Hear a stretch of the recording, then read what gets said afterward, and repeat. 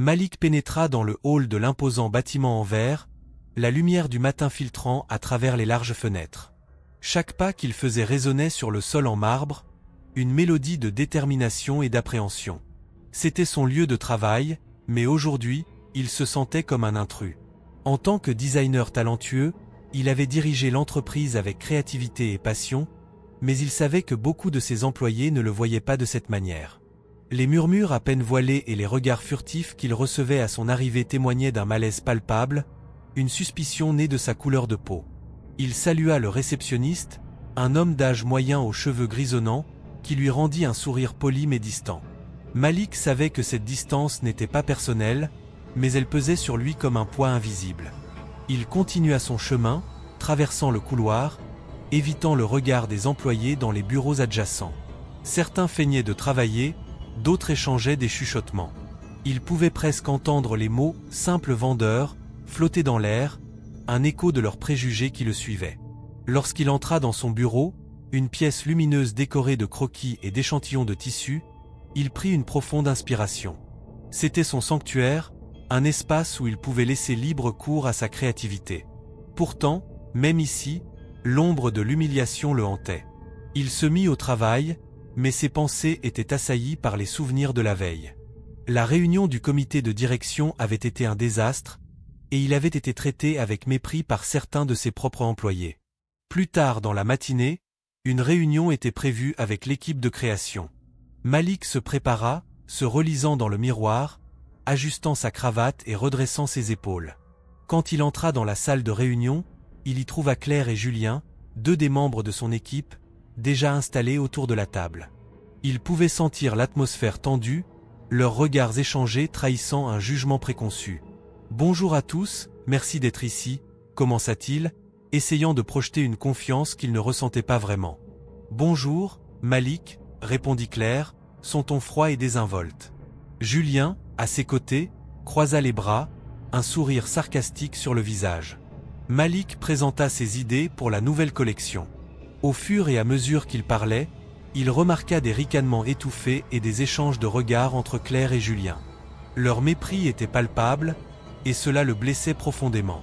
Il n'était pas seulement un designer, il était leur patron, et pourtant, il était traité comme un sous-fifre. « Malik, tu es sûr que ce modèle est viable ? Je veux dire, ce n'est pas vraiment, comment dire, très haut de gamme, intervint Julien, avec un sourire moqueur. Oui, je pense que ça pourrait vraiment parler à notre clientèle, répondit Malik, essayant de maintenir son calme.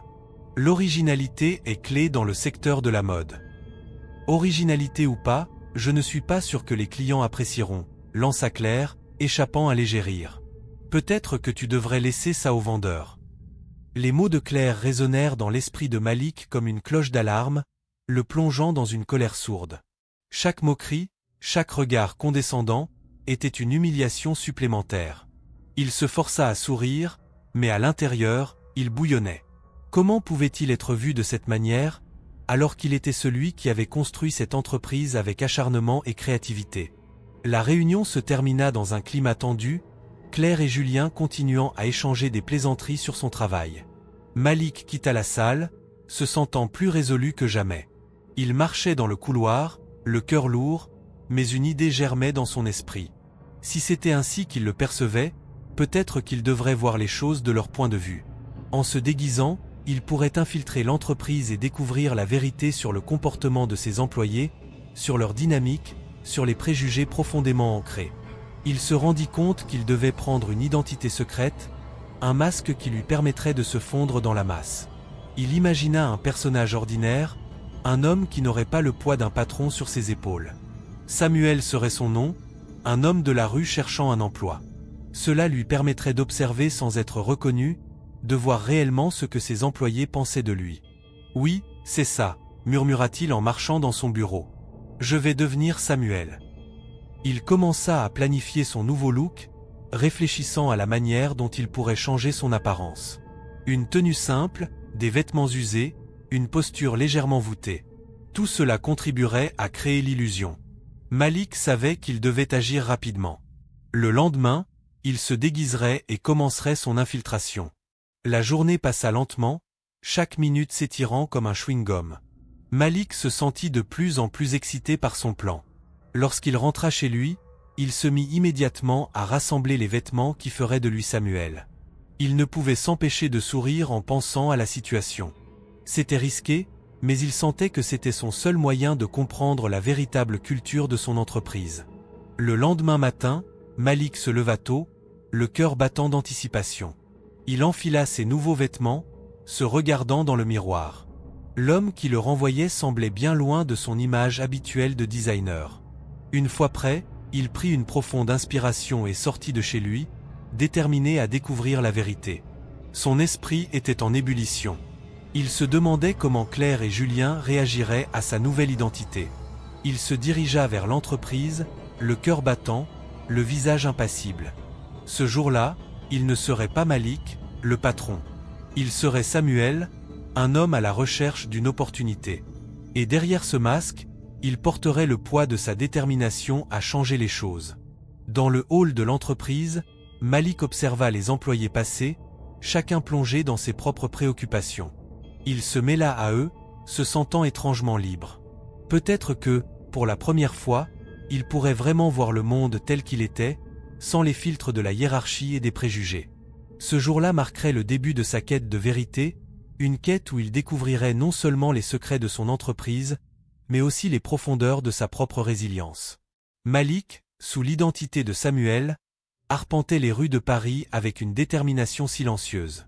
La lumière du matin se reflétait sur les pavés humides, donnant un éclat particulier à la ville. Il se tenait devant le grand bâtiment de l'entreprise de mode, son cœur battant la chamade.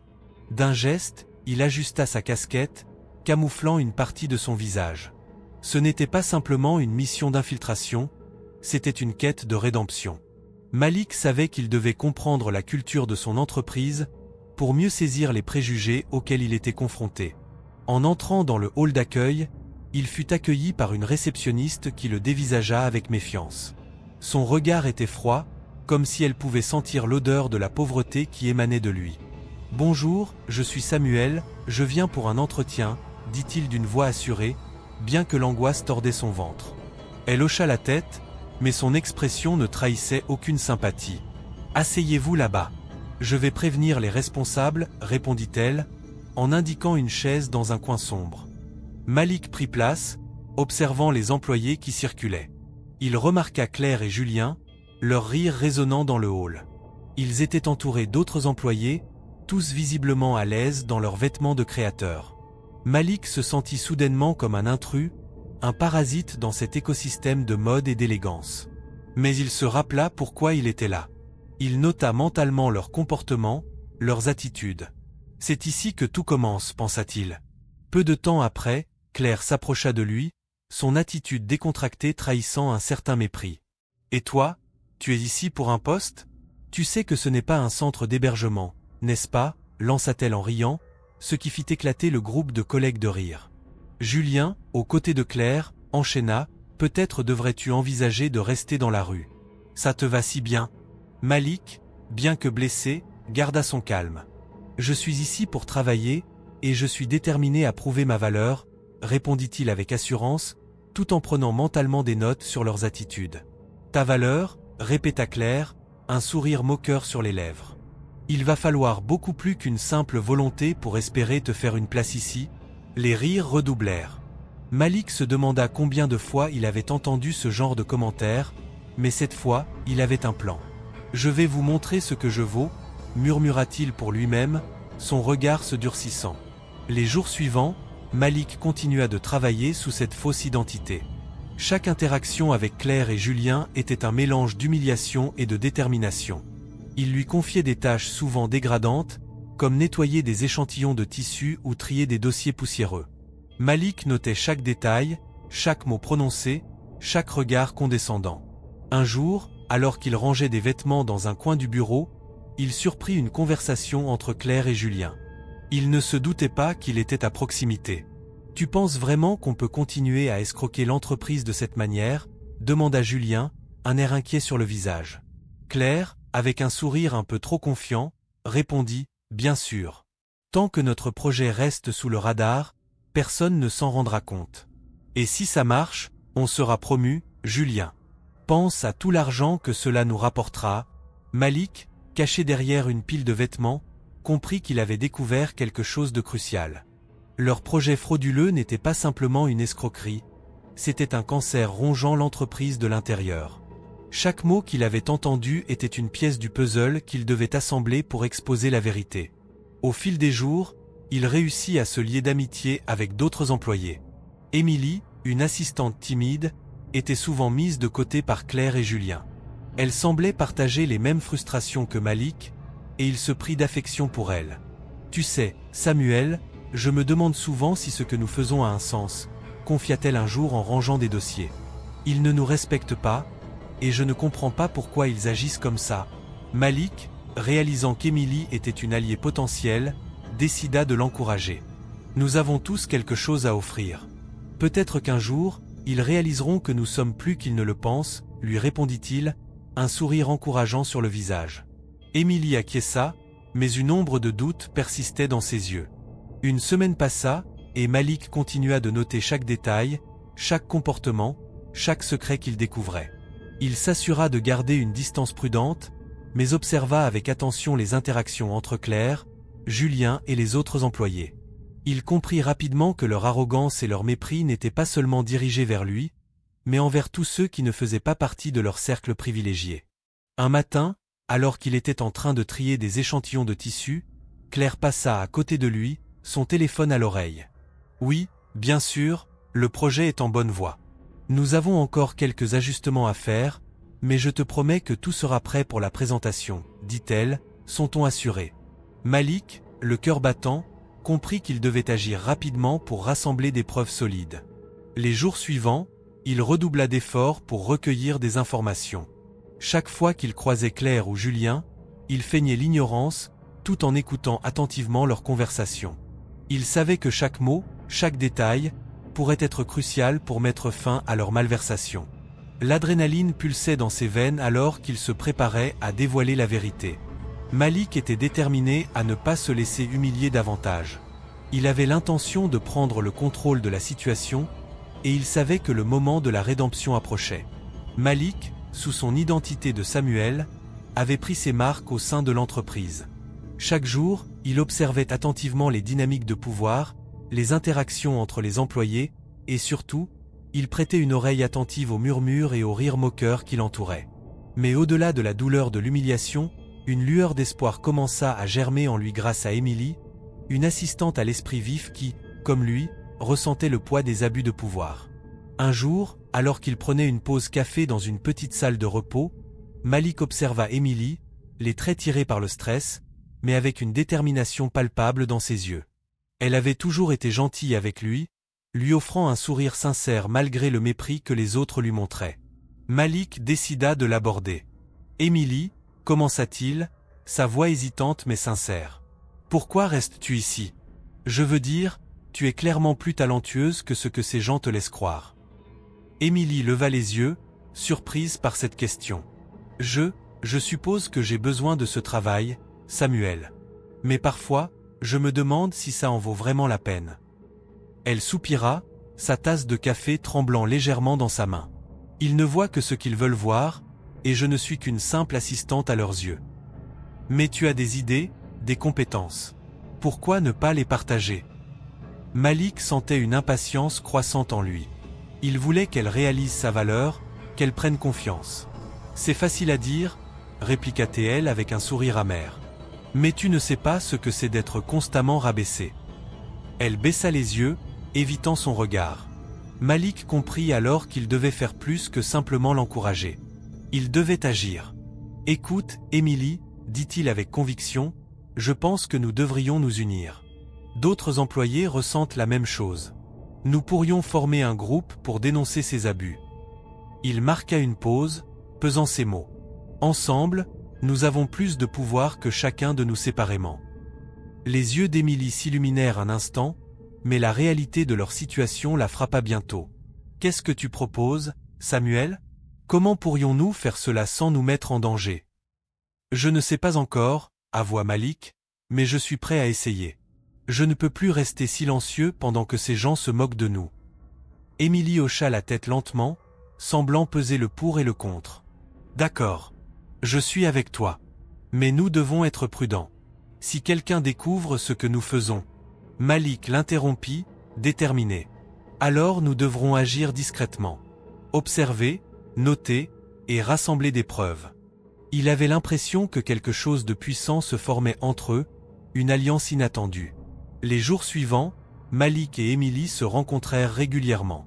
Ils discutaient des comportements des autres employés, prenaient des notes sur les abus qu'ils observaient et commençaient à rassembler des informations.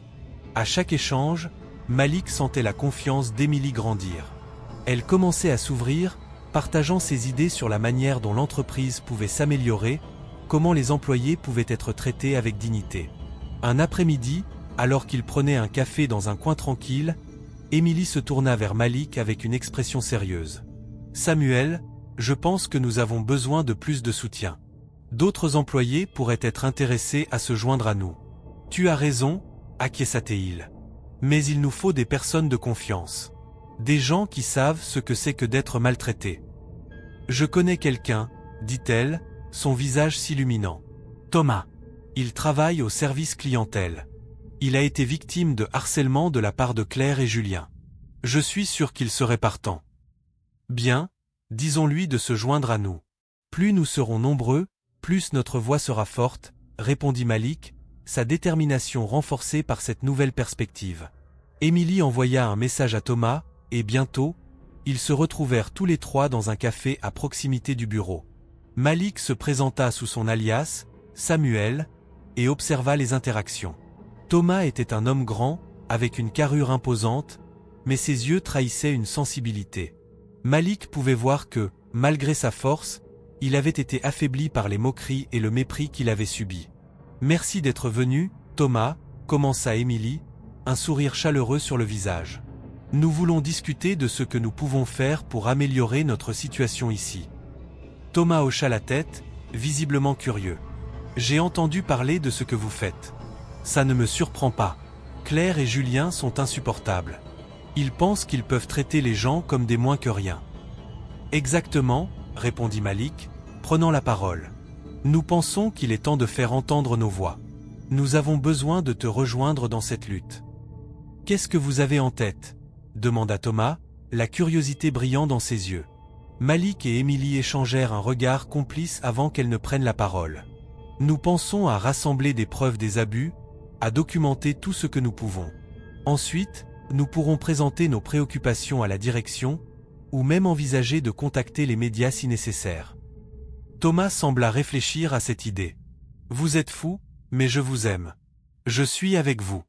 Je ne peux plus rester là à me laisser maltraiter. » Les trois formèrent alors une alliance solide, chacun apportant ses compétences et ses idées. Malik, tout en écoutant et en apprenant de ses deux nouveaux amis, ressentait un mélange d'excitation et de nervosité. Il se sentait plus fort, mais il était également conscient des dangers qui les guettaient. Alors qu'ils discutaient de leurs plans, Claire, de passage dans le café avec quelques collègues, les aperçut. Elle s'arrêta un instant, un sourire moqueur sur le visage. « Eh bien, regardez qui s'est regroupé. Vous avez besoin d'un petit club pour vous sentir important ?» lança-t-elle d'un ton sarcastique. Malik sentit une colère sourde monter en lui, mais il se rappela de son objectif. Emily, à ses côtés, se redressa, ses yeux lançant des éclairs. « Au moins, nous essayons de faire quelque chose de positif, Claire. Contrairement à vous. » Claire éclata de rire, mais cette fois, Malik remarqua une lueur d'inquiétude dans ses yeux. Elle ne s'attendait pas à ce qu'ils s'unissent contre elle. « Faites attention à vous, vous ne savez pas à qui vous avez affaire. » Une fois Claire partie, Malik se tourna vers Emily et Thomas. « Nous devons être prudents. Elle ne va pas se laisser faire. »« Oui, mais nous avons quelque chose qu'elle n'a pas, » dit Emily avec détermination. « Nous avons la vérité de notre côté. » Malik sourit, sentant que leur petit groupe prenait de l'ampleur. Ensemble, ils allaient lutter pour ce qui était juste, et peu importe les obstacles, ils n'étaient plus seuls dans cette bataille. Les murs de l'entreprise, qui avaient une fois semblé si oppressants, commençaient à céder sous le poids de leur courage collectif. Malik se tenait dans l'ombre d'un couloir étroit, écoutant les voix qui s'élevaient au-delà des portes vitrées de la salle de réunion. Son cœur battait à tout rompre, non pas par peur, mais par anticipation. Il savait que ce moment était crucial, celui où il rassemblerait les pièces du puzzle qu'il avait patiemment collectées depuis qu'il s'était déguisé en Samuel. La conversation qu'il venait de surprendre entre Claire et Julien ne faisait que renforcer sa détermination. « Je te dis, ce projet va nous rapporter gros », avait lancé Claire, d'un ton condescendant. « Ces idiots ne sauront jamais ce qui leur arrive. » Julien avait ri, un rire amer, plein de complicité. « Et si Malik se met à fouiller ? Ça pourrait poser problème. » Claire avait secoué la tête, l'arrogance transpirant de chaque mot. « Malik ? S'il pense qu'il a un mot à dire ici, il se fourre le doigt dans l'œil. Nous avons le contrôle. » Malik avait dégluti. Chaque mot qu'il avait entendu était un coup de marteau sur l'enclume de son indignation. Il savait maintenant que le projet frauduleux qu'ils avaient concocté n'était pas juste une question de profit, mais aussi une question de respect, de dignité. Des vies étaient en jeu. Émilie, cette assistante douce et maltraitée, méritait mieux que d'être entraînée dans leur manigance. Malik décida de se rendre à son bureau pour rassembler ses notes et organiser les preuves qu'il avait accumulées. Alors qu'il parcourait rapidement ses documents, Émilie entra, l'air inquiet. « Samuel, tu ne devrais pas être ici, » murmura-t-elle, fermant la porte derrière elle. « Il pourrait te voir. »« Émilie, il faut que je te parle, » dit Malik, sa voix empreinte de gravité. « J'ai entendu des choses qui pourraient nous aider à mettre fin à cette mascarade. » Elle le regarda, surprise. « Quoi ? Qu'est-ce que tu veux dire ? » Claire et Julien parlent d'un projet frauduleux. Ils se moquent de Malik, ils pensent qu'ils peuvent l'escroquer sans qu'il sache. Malik marqua une pause, cherchant les mots justes. « Je sais que je ne suis pas celui que je prétends être, mais ce que je veux, c'est que cela cesse. Pas seulement pour moi, mais pour tous ceux qui souffrent ici. » Émilie, perplexe, s'approcha de lui. « Samuel, tu n'es pas qui je pense que tu es, n'est-ce pas ?» Malik, réalisant qu'il ne pouvait plus cacher son identité, prit une profonde inspiration. « Émilie, je suis Malik, le patron. Mais je dois te demander de garder ça secret. Je veux les confronter dans leur propre jeu, pour que tout le monde puisse voir la vérité. » Les yeux d'Émilie s'élargirent. « Malik ? Mais, comment as-tu ? » « Je me suis déguisé pour comprendre ce qui se passait ici, pour voir comment les gens réagissaient à ma présence. Je n'ai jamais voulu que cela se transforme en revanche personnelle, mais je ne peux plus rester dans l'ombre. »« Je ne sais pas quoi dire, » balbutia-t-elle, encore sous le choc. « Dis-moi que tu es avec moi, Émilie. Je ne peux pas faire cela seule. » Elle hocha la tête, déterminée. « Je suis avec toi. Je ne peux pas croire qu'ils aient osé. » Malik lui sourit, reconnaissant. « Nous allons leur montrer que leurs actions ont des conséquences. Mais nous devons être prudents. » La discussion entre Malik et Émilie fut interrompue par le bruit de pas dans le couloir. Ils échangèrent un regard inquiet. « Vite, sortons d'ici » chuchota Malik. Ils se séparèrent brièvement, chacun retournant à son poste, tout en gardant un œil sur l'autre. Malik devait maintenant rassembler toutes les preuves possibles avant de confronter Claire. Il savait qu'il ne pouvait pas se permettre d'échouer. Plus tard dans la journée, Malik se dirigea vers la salle de pause, où il savait que Claire et Julien seraient probablement en train de comploter. Il parlait à voix basse, mais Malik se tenait juste à l'extérieur, tendant l'oreille. « Je ne comprends pas pourquoi on ne l'a pas encore écarté », disait Claire avec irritation. « Malik ne fait rien, il est trop occupé à jouer les victimes. » Julien acquiesça. « Oui, mais il pourrait commencer à poser des questions. On doit le surveiller de près. S'il découvre quoi que ce soit, il ne découvrira rien, » rétorqua Claire, pleine de confiance. « On a tout sous contrôle. » Malik se retira discrètement, un sourire amer sur le visage. Leur arrogance était palpable, et il se sentait renforcé par la certitude qu'il avait besoin de confronter Claire. Elle pensait qu'elle pouvait continuer à jouer avec le feu sans se brûler. Il trouva un coin isolé, sortit son téléphone et commença à rédiger un message à Émilie. « Prépare-toi. Je vais confronter Claire. Si ça tourne mal, appelle à l'aide. » Émilie répondit presque immédiatement. « Je suis prête. Fais attention. » Le moment était venu. Malik se dirigea vers le bureau de Claire, son cœur battant la chamade. Il frappa doucement à la porte, puis entra sans attendre de réponse. Claire était là, en train de ranger des documents.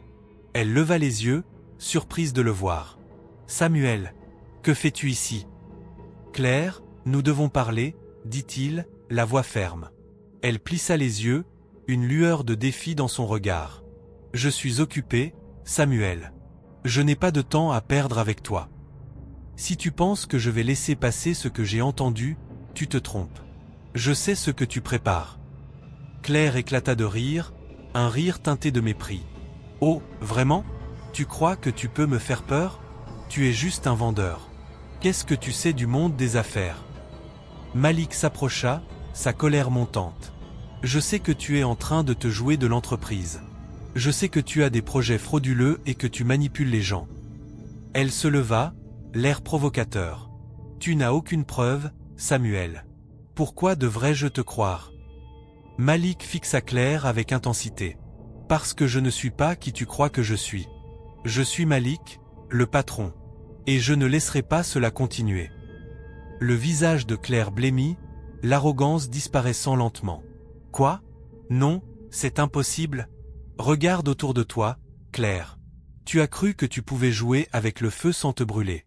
Mais maintenant, il est temps de faire face aux conséquences de tes actes. » Elle recula, réalisant enfin la gravité de la situation. Malik savait qu'il avait l'avantage, mais il devait rester vigilant. Claire n'était pas du genre à abandonner facilement. « Malik, je peux tout expliquer, » balbutia-t-elle, le visage blême. « Il n'y a rien à expliquer. Tout est déjà clair pour moi. Ce que tu fais est inacceptable. Et je vais m'assurer que tu en sois tenu responsable. » Malik tourna les talons, prêt à quitter la pièce, mais il se retourna une dernière fois. « Prépare-toi, Claire. La vérité finira toujours par éclater. » Alors qu'il sortait du bureau, il sentit un mélange de soulagement et de tension. La confrontation n'était qu'un début, mais il savait qu'il était enfin sur le bon chemin pour rétablir la justice dans son entreprise. Malik se tenait devant le miroir dans les coulisses de la grande salle de réunion de l'entreprise, son cœur battant la chamade. Il avait passé des jours à rassembler des preuves, à élaborer un plan, et maintenant, il était temps de dévoiler la vérité. Il avait convoqué tous les employés à une réunion d'urgence, un geste qui, selon lui, marquerait un tournant décisif dans la dynamique de l'entreprise. Tout en ajustant sa cravate, il se remémora les humiliations qu'il avait subies, les rires moqueurs de Claire et Julien, et le mépris auquel il avait été confronté. Mais aujourd'hui, il n'était plus le « simple vendeur » qu'il pensait. Il était Malik, le patron. La salle était remplie de murmures anxieux alors que les employés prenaient place. Malik entra avec assurance, son regard balayant l'assemblée. Il pouvait sentir les tensions dans l'air, les regards curieux et inquiets. Claire et Julien, assis au premier rang, échangèrent des regards furtifs, se demandant ce qui pouvait bien se tramer. Malik prit une profonde inspiration avant de s'adresser à la foule. « Merci à tous d'être venus si rapidement », commença-t-il d'une voix ferme. « Je sais que vous vous demandez pourquoi j'ai convoqué cette réunion en urgence. Il est temps de parler de ce qui se passe réellement dans cette entreprise. » Les murmures s'intensifièrent, et Malik se redressa. Il n'allait pas reculer. Pendant trop longtemps, des comportements inacceptables ont été tolérés ici. Je suis ici pour mettre fin à cela. Les regards se tournèrent vers Claire et Julien, dont les visages blêmirent. Malik continua, « J'ai eu l'opportunité d'observer vos interactions, vos attitudes. J'ai vu comment certains d'entre vous traitent leurs collègues avec mépris. » Il fit une pause, le regard fixé sur Claire. « J'ai vu des comportements qui ne reflètent pas les valeurs de cette entreprise. » Julien, nerveux, tenta de prendre la parole. « Malik, tu ne peux pas. » Mais Malik l'interrompit, levant la main. « Je ne suis pas ici pour discuter. Je suis ici pour agir. » Ses yeux se posèrent sur Émilie, qui le regardait avec un mélange d'admiration et d'expectation. « Émilie, pourrais-tu s'il te plaît partager avec nous ce que tu m'as dit au sujet de Claire ?» Émilie, soudainement mise sous les projecteurs, hocha la tête. Elle savait que c'était le moment. « J'ai découvert que Claire avait falsifié des documents pour obtenir des fonds pour un projet qui n'existait pas. Elle a profité de notre confiance. » Un silence pesant s'installa dans la salle. Malik pouvait sentir l'électricité dans l'air. « J'ai également des enregistrements de conversations où Claire et Julien discutent de leur plan, de la manière dont il se moque des employés. Il sortit une clé USB de sa poche et la brandit. Tout est ici. Les murmures reprirent, plus fort cette fois. Claire, réalisant qu'elle n'avait plus de soutien, tenta de se défendre. Malik, c'est absurde. Tu ne peux pas croire Émilie, elle est jalouse de notre succès. Jalouse de quoi, exactement? Rétorqua Malik, en haussant les sourcils. De votre arrogance? De votre mépris? Non, Claire. Ce que vous avez fait n'est pas seulement inacceptable, c'est illégal. Julien, visiblement paniqué, se leva brusquement. Tu ne peux pas nous faire ça. Nous avons travaillé dur pour cette entreprise. Malik se tourna vers lui, son regard perçant. Travailler dur ne justifie pas de trahir la confiance de vos collègues ni de voler de l'argent à l'entreprise. Vous avez abusé de votre position, et cela a des conséquences. Les employés, de plus en plus tendus, observaient la scène, fascinés et horrifiés à la fois. Malik se sentait puissant, mais il savait que le chemin était encore long. Il devait faire face à cette situation avec justesse et équité. Il poursuivit, « Je vais maintenant vous montrer les preuves. » Malik inséra la clé USB dans l'ordinateur connecté à l'écran de la salle. Les enregistrements de Claire et Julien commencèrent à défiler sous les yeux de tous. On pouvait entendre leurs rires, leurs commentaires désobligeants et leurs plans frauduleux. L'atmosphère devint glaciale. Claire, réalisant l'ampleur de la situation, essaya de s'accrocher à sa fierté. « Malik, tu ne peux pas faire ça. Nous sommes des membres précieux de cette entreprise. » Malik ne se laissa pas intimider. « Vous étiez précieux, oui, mais seulement parce que vous aviez réussi à duper tout le monde. Ce qui vous a valu votre place ici, c'est votre capacité à manipuler et à mentir. Je ne peux pas et je ne veux pas avoir des employés qui ne respectent pas les valeurs fondamentales de cette entreprise. » Les visages des autres employés étaient désormais marqués par la honte et l'inquiétude. Certains murmuraient entre eux, d'autres restaient en silence, choqués par la révélation. Malik se tourna vers eux, sa voix soudain plus douce. « Je ne fais pas cela pour humilier qui que ce soit. Je fais cela pour créer un environnement où chacun se sent en sécurité et respecté. » Il se tourna à nouveau vers Claire et Julien, qui se débattaient pour maintenir leur façade. « Je vais vous donner une dernière chance de vous expliquer. Pourquoi devrions-nous vous garder ici après tout ce que vous avez fait ?» Claire, les larmes aux yeux, tenta une dernière fois de défendre leur position. « Nous avons juste voulu réussir. C'était pour le bien de l'entreprise. Pour le bien de l'entreprise. » Malik secoua la tête, déçu. « Vous avez trahi cette entreprise et tous vos collègues. Vous avez choisi l'ego au lieu de l'intégrité. Maintenant, il est temps de faire face aux conséquences de vos actes. » Malik se tenait là, fort et résolu, prêt à prendre les mesures nécessaires pour redresser cette entreprise, à la fois pour lui-même et pour tous ceux qui avaient souffert sous la direction de Claire et Julien. Le moment de vérité était enfin arrivé. Malik se tenait devant l'assemblée, le souffle court, mais une détermination brûlante dans ses yeux. Les murmures de choc et d'incrédulité résonnaient dans la salle de réunion. Les employés, d'abord figés par la révélation de son identité, commençaient à réaliser la gravité de la situation. Malik, vêtu de manière sobre, contrastait avec l'opulence de l'environnement qui l'entourait. Il était leur patron, le créateur qui avait investi son temps et son argent dans cette entreprise, mais qui avait été humilié par ceux qu'il avait choisi de guider. « Écoutez-moi bien, » commença-t-il, sa voix résonnant dans la pièce. « Vous avez abusé de votre pouvoir.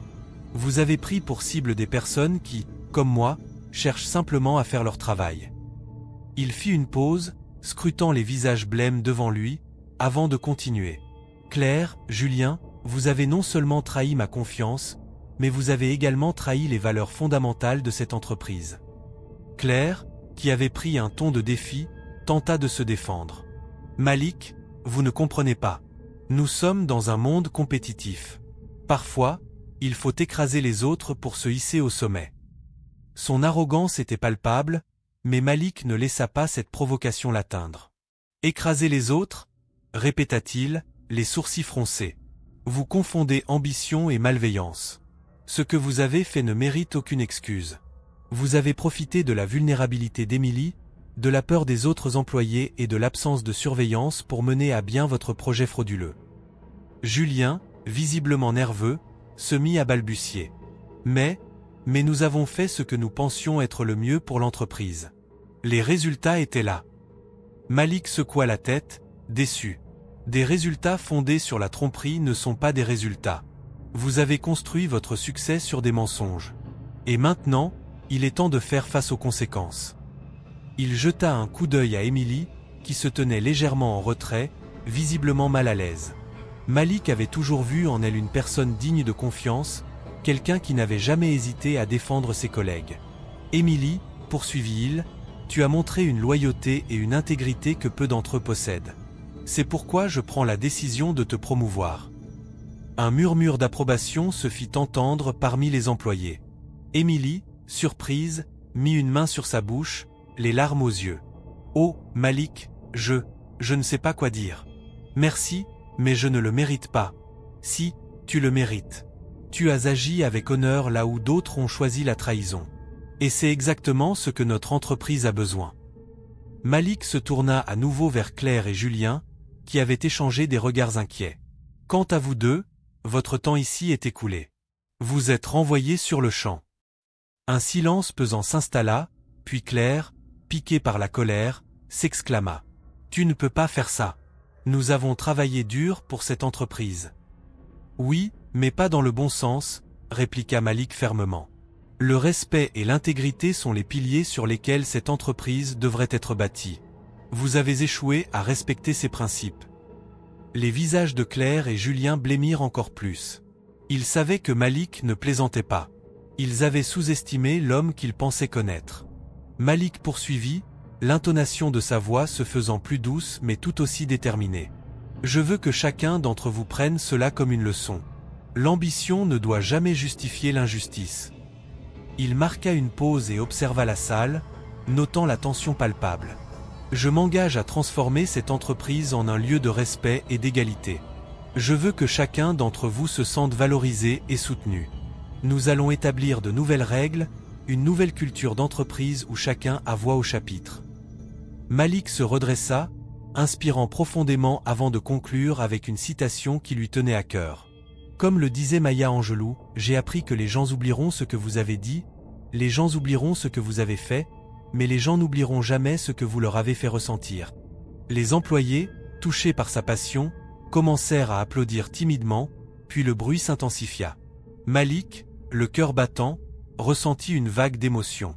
Il avait enfin pris le contrôle de son entreprise, mais aussi de son propre destin. Il s'adressa à Émilie, qui se tenait toujours à ses côtés. Ensemble, nous allons construire un environnement où la diversité est célébrée, où chaque voix compte. Et j'espère que chacun d'entre vous se joindra à nous dans cette quête, pour faire de notre entreprise un modèle de respect et d'intégrité. Les applaudissements redoublèrent, et Malik, malgré les défis à venir, ressentit une lueur d'espoir. Les employés avaient enfin compris qu'ils avaient un leader qui se souciait d'eux, et non seulement des résultats financiers. Alors que la réunion se terminait, Malik observa les visages de ses employés, certains encore sous le choc, d'autres visiblement soulagés. Il savait que ce n'était que le début d'un long chemin, mais il était prêt. Prêt à affronter les préjugés, à briser les chaînes de la discrimination et à insuffler un nouveau souffle à son entreprise. Il se tourna vers la fenêtre, contemplant la ville de Paris, vibrante et pleine de possibilités.